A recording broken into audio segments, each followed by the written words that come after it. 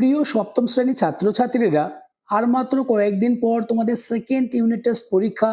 তাই তোমাদের পরীক্ষায় চূড়ান্ত সফলতা অর্জনের জন্য আজ আলোচনা করব ইতিহাস সাবজেক্টের অতীব গুরুত্বপূর্ণ একটি কোয়েশ্চেন পেপার নিয়ে। তাই ভিডিওটি প্রথম থেকে শেষ পর্যন্ত দেখো, কেননা তোমাদের পরীক্ষায় এমন প্রশ্নপত্রে আসবে। শুরু করছি আজকের আলোচনা। সপ্তম শ্রেণী, বিষয় ইতিহাস, পূর্ণমান 50, সময় 1 ঘন্টা 40 মিনিট।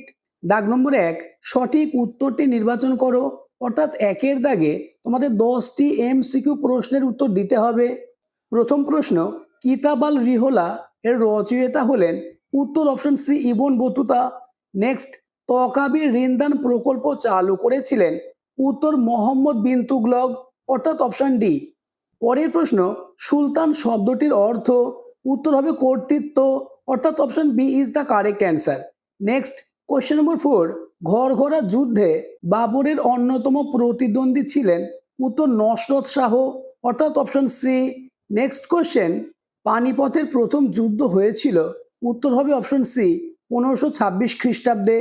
নেক্সট, কোশ্চেন নম্বর 6, আহমেদনগরের প্রধানমন্ত্রী ছিলেন? উত্তর অপশন বি, মালিক অম্বর। পরের প্রশ্ন, ইসলাম জগতের প্রধান শাসকের উপাধি ছিল? উত্তর অপশন সি, খলিফা। নেক্সট, কোশ্চেন নম্বর 8, অটোমান তুর্কিদের আমলে ইকতা ব্যবস্থার পরিবর্তে অন্য একটি ব্যবস্থা প্রচলিত ছিল, তা হলো? উত্তর হবে অপশন বি, তিমার। নেক্সট, জাহাঙ্গীরের আমলে কোন শিখ গুরুকে প্রাণদণ্ড দেওয়া হয়? উত্তর হবে অপশন বি, গুরু অর্জুন। নেক্সট, খলজি বিপ্লব ঘটেছিল? উত্তর হবে অপশন সি, 1290 খ্রিস্টাব্দে। প্রতিটি প্রশ্ন মোস্ট ইম্পর্টেন্স, কেননা আমি তোমাদের ইতিহাস পাঠ্য বই খুঁটিয়ে সব থেকে বাছাই করা এমন প্রশ্নই দিয়েছি যে প্রশ্নগুলি থেকে তোমাদের পরীক্ষায় কমন আসবেই। নেক্সট, কোশ্চেন নম্বর 11, মোগলদের সময়ে স্বর্ণ মুদ্রাকে বলা হতো? অপশন এ দাম, অপশন বি রূপায়া, অপশন সি আশরফি, অপশন ডি তঙ্কা। এই প্রশ্নের উত্তরটি তোমরা আমাকে কমেন্টে জানাবে। আর যারা এখনো আমার চ্যানেলটিকে সাবস্ক্রাইব করোনি, এক্ষুনি চ্যানেলটিকে সাবস্ক্রাইব করে দাও এবং ভিডিওটি তোমার বন্ধুদের মধ্যে শেয়ার করে দাও। পরের প্রশ্ন, ডিউক অফ আলবুকার্ক ভারতে এসেছিলেন? উত্তর হবে পর্তুগাল থেকে। নেক্সট, মোহাম্মদ বিন তুগলক নতুন করে রাজধানী তৈরি করেছিলেন? উত্তর হবে অপশন বি, দৌলতাবাদে। পরের প্রশ্ন, দাগ নম্বর 2, সত্য অথবা মিথ্যা নির্ণয় করো। যে কোনো 5টি প্রশ্নের উত্তর দিতে হবে। প্রথম কোশ্চেন, শাহজাহানাবাদ শহরটি প্রতিষ্ঠা করেছিলেন মুঘল সম্রাট শাহজাহান? উত্তর সত্য। নেক্সট, নগর শব্দটি ফরাসি শব্দ থেকে এসেছে? উত্তর ভুল। পরের প্রশ্ন, বাদশাহ শব্দটি ফরাসি শব্দ? উত্তর সত্য। পরের প্রশ্ন, দিল্লি এখনো অনেক দূর, এই উক্তির বক্তা হলেন নিজামুদ্দিন আউলিয়া? উত্তর সত্য। নেক্সট, সুলতানি আমলের প্রথম দিল্লির অপর নাম ছিল কুতুব দিল্লি? উত্তর সত্য। নেক্সট, সিরি শহরটি নির্মাণ করেন মোহাম্মদ বিন তুগলক? উত্তর মিথ্যা। পরের প্রশ্ন, ইকতাদারদের মুক্তি বা ওয়ালি বলা হতো? উত্তর সত্য। পরের প্রশ্ন, সিকেন্দার লোদি ক্ষমতা ভাগাভাগি নীতিতে বিশ্বাসী ছিলেন না? উত্তর হবে সত্য। নেক্সট, সঙ্গম বংশের শ্রেষ্ঠ রাজা ছিলেন দ্বিতীয় দেবরায়? উত্তর সত্য। নেক্সট, দাগ নম্বর 3, নিচে যে কোনো 7টি প্রশ্নের উত্তর দাও। প্রথম প্রশ্ন, নিজামুদ্দিন আউলিয়া কে ছিলেন? উত্তর, নিজামুদ্দিন আউলিয়া ছিলেন ভারতের চিস্তি সম্প্রদায়ের অন্যতম সাধক। পরের প্রশ্ন, হলদিঘাটের যুদ্ধ কাদের মধ্যে হয়েছিল? উত্তর, 1576 সালে চিতোরের মহারানা প্রতাপের সঙ্গে সম্রাট আকবরের হলদিঘাটের যুদ্ধ হয়েছিল। পরের প্রশ্ন, কোশ্চেন নম্বর 3, বাহমনি রাজ্যে দেশীয় অভিজাতদের কি বলা হতো? উত্তর হবে দক্ষিণী। নেক্সট, আকবরনামা গ্রন্থটি কে রচনা করেন? উত্তর আবুল ফজল। পরের প্রশ্ন, কোশ্চেন নম্বর 5, আলাউদ্দিন খলজির সেনাপতির নাম কি? উত্তর হবে মালিক কাফুর। নেক্সট, আকবর কত খ্রিস্টাব্দে দহশালা ব্যবস্থা চালু করেন? উত্তর, 1580 খ্রিস্টাব্দে। পরের প্রশ্ন, নবরত্ন কাদের বলা হতো?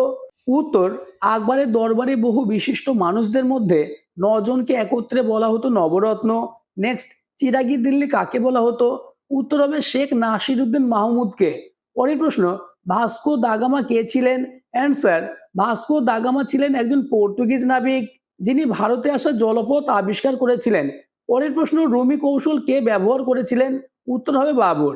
নেক্সট, কে দিল্লিতে সুলতানি শাসন প্রতিষ্ঠা করেন? উত্তর, ত্রয়োদশ শতকে মোহাম্মদ ঘুরি সেনাপতি কুতুবউদ্দিন আইবক। প্রতিটি প্রশ্ন মোস্ট ইম্পর্টেন্স। আজ থেকেই প্রতিটি প্রশ্নের উত্তর মুখস্থ করতে শুরু করে দাও, তাহলে ইতিহাস সাবজেক্টে 50-এ 50 হবে তোমার হাতের মুঠোয়। নেক্সট, দাগ নম্বর 4, নিচে যে কোনো 6টি প্রশ্নের উত্তর দাও, প্রতিটি প্রশ্নের মান 2 করে। প্রথম প্রশ্ন, খলজি বিপ্লব বলতে কি বোঝো? উত্তর, 1290 খ্রিস্টাব্দে জালালউদ্দিন খলজি গিয়াসউদ্দিন বলবনের বংশধর কায়কবাদ ও তার শিশুপুত্র কায়ুমার্সকে ক্ষমতাচ্যুত করে দিল্লির সুলতান হন। এই ঘটনাকে খলজি বিপ্লব বলা হয়। এই বিপ্লব ঘটান জালালউদ্দিন খলজি। পরের প্রশ্ন খুবই গুরুত্বপূর্ণ, 12 ভূঁইয়া নামে কারা পরিচিত ছিলেন? উত্তর, জাহাঙ্গীরের সময়ে বাংলার স্থানীয় হিন্দু জমিদার ও আফগান বিদ্রোহীরা একসঙ্গে 12 ভূঁইয়া নামে পরিচিত ছিলেন। পরের প্রশ্ন মোস্ট ইম্পর্টেন্স, পানিপথের প্রথম যুদ্ধ কবে এবং কাদের মধ্যে হয়েছিল? উত্তর, 1526 খ্রিস্টাব্দে পানিপথের প্রথম যুদ্ধ হয়েছিল। এবার প্যারা চেঞ্জ করে লিখবে, পানিপথের প্রথম যুদ্ধ হয়েছিল বাবর ও ইব্রাহিম লোদির মধ্যে। পরের প্রশ্ন, টোডরমল বন্দোবস্ত বলতে কি বোঝো? উত্তরটি দেখে নাও। আকবরের রাজস্ব মন্ত্রী রাজা টোডরমল গত 10 বছরের তথ্যের ভিত্তিতে রাজস্ব নির্ধারণের যে পদ্ধতি প্রবর্তন করেন তাকে টোডরমল বন্দোবস্ত বা জাবুতি প্রথা বলা হয়। নেক্সট, পাট্টা ও কাবুলিয়াত কি? উত্তর, পাট্টা ছিল চাষির নামে জমির মালিকানার লিখিত দলিল। কবুলিয়ত ছিল চাষির কাছ থেকে নেওয়া চুক্তিপত্র যেখানে কর প্রদানের শর্তাবলী লেখা থাকতো। নেক্সট, কোশ্চেন নম্বর 6 খুবই গুরুত্বপূর্ণ, দ্বীন-ই ইলাহি কি? উত্তর, সম্রাট আকবর একটি নতুন ধর্মীয় সম্প্রদায় গঠন করেছিলেন যার নাম ছিল দ্বীন-ই ইলাহি। এই ধর্মের মূল উদ্দেশ্য ছিল হিন্দু মুসলিম সহ সমস্ত ধর্মের মধ্যে সামঞ্জস্য স্থাপন করা। পরের প্রশ্ন, আলাউদ্দিন খলজির বাজার দর নিয়ন্ত্রণ সম্পর্কে যা যেন লেখো। উত্তর, আলাউদ্দিন খলজি খাদ্যশস্য, কাপড়, ঘোড়া এবং অন্যান্য প্রয়োজনীয় দ্রব্যের দাম নিয়ন্ত্রণ করতেন। তিনি বাজারের দ্রব্যের মূল্য নির্ধারণ করে দিতেন এবং বাজার পরিদর্শনের জন্য আলাদা দপ্তরও তৈরি করেছিলেন। ফলে দ্রব্যের মূল্য নিয়ন্ত্রিত থাকতো এবং সৈন্যবাহিনীর জন্য খাদ্য সরবরাহ সহজ হতো। পরের প্রশ্ন খুবই গুরুত্বপূর্ণ, তুর্কানি চিহলগানি বলতে কি বোঝো? উত্তর, তুর্কানি চিহলগানি কথাটির আক্ষরিক অর্থ হলো 40 জন তুর্কি বা 40টি তুর্কি পরিবার। তুর্কানি চিহলগানি বলতে সুলতান ইলতুৎমিশের অধীনস্থ 40 জন তুর্কি যোদ্ধাকে বোঝানো হতো। এরাই ছিল ত্রয়োদশ শতকের সুলতানি শাসন ব্যবস্থার প্রধান স্তম্ভ। নেক্সট, খুবই গুরুত্বপূর্ণ, তঙ্কা ও জিতল বলতে কি বোঝো? উত্তর, সুলতান ইলতুৎমিশ প্রচলিত রূপোর মুদ্রাকে তঙ্কা এবং তামার মুদ্রাকে জিতল বলা হতো। নেক্সট, দাগ নম্বর 5, নিচের যে কোনো 2টি প্রশ্নের উত্তর দাও, প্রতিটি প্রশ্নের মান 3 করে। প্রথম প্রশ্ন, শাহজাহানাবাদের নাগরিক বসতির প্রকৃতি বিশ্লেষণ করো। উত্তর, শাহজাহানাবাদের নাগরিক বসতি ছিল মিশ্র প্রকৃতির। রাজপুত্র ও উচ্চ পদস্থ আমিররা সুন্দর বাগান বাড়িতে থাকতো। ধনী বণিকরা টালি দিয়ে সাজানো ইট ও পাথরের বাড়িতে থাকতো। সাধারণ ব্যবসায়ীরা থাকতো নিজেদের দোকানের উপর বা পিছনের দিকের ঘরে। বড় বড় বাড়ির আশেপাশে মাটি ও খড় দিয়ে তৈরি ছোট ছোট কুঁড়ে ঘরগুলিতে থাকতো সাধারণ সৈনিক, দাসদাসী, কারিগর প্রমুখ মানুষজন। সবচেয়ে বড় ও সুন্দর বাড়িগুলিকে বলা হতো হাভেলি। এর চেয়ে নিচু স্তরের বাড়িকে মকান বা কোঠি এবং সবচেয়ে ছোট ঘরকে বলা হতো কোঠরি। এভাবে লিখতে হবে, এভাবে লিখলেই তবেই কিন্তু ফুল মার্কস পাবে। নেক্সট কোশ্চেন, মুঘল শাসন ব্যবস্থায় সুবা প্রশাসনের ভূমিকা কি ছিল? উত্তর, মুঘল শাসনের সাথে আফগান শাসন শেরশাহের প্রশাসনিক পরিকাঠামো সুপরিকল্পিত ছিল, যা পরবর্তীকালে আকবর অনেকাংশে অনুসরণ করেছিলেন। আকবর তার সাম্রাজ্যকে কয়েকটি প্রদেশে ভাগ করেছিলেন। এই প্রদেশগুলিকে বলা হতো সুবা। সুবাগুলি আবার ভাগ করা হতো কয়েকটি সরকার এবং সরকারগুলি ভাগ করা হতো পরগনাতে। সুবার দায়িত্বে যিনি থাকতেন তাকে বলা হতো সুবাদার। এছাড়াও প্রতিটি সুবাতে নানা ভারপ্রাপ্ত কর্মচারী থাকতেন। নেক্সট, কোশ্চেন নম্বর 3, ইউরোপীয় কোম্পানির কুঠিগুলি কেমন ছিল?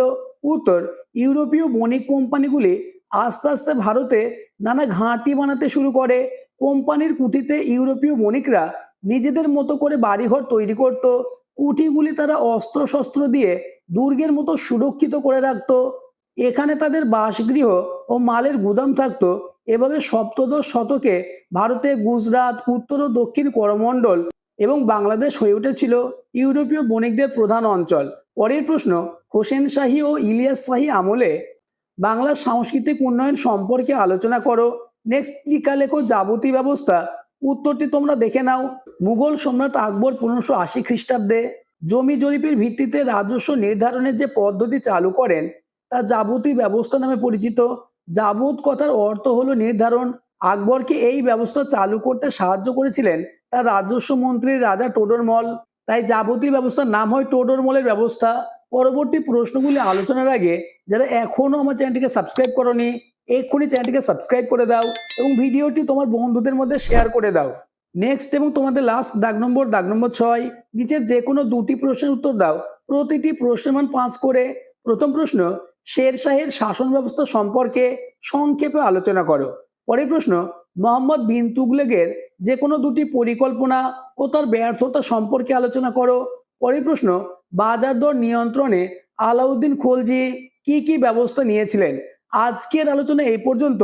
প্রতিটি প্রশ্ন তোমরা মুখস্থ করে নাও, তাহলে ইতিহাস সাবজেক্ট নিয়ে তোমাদের আর কোনো দুশ্চিন্তা থাকবে না। আর যারা এই ভিডিওটি শেষ পর্যন্ত দেখলে তারা আমাকে কমেন্টে MORE মোর লিখে কমেন্ট করবে। আমি দেখতে চাই কারা কারা ভিডিওটি শেষ পর্যন্ত দেখলে।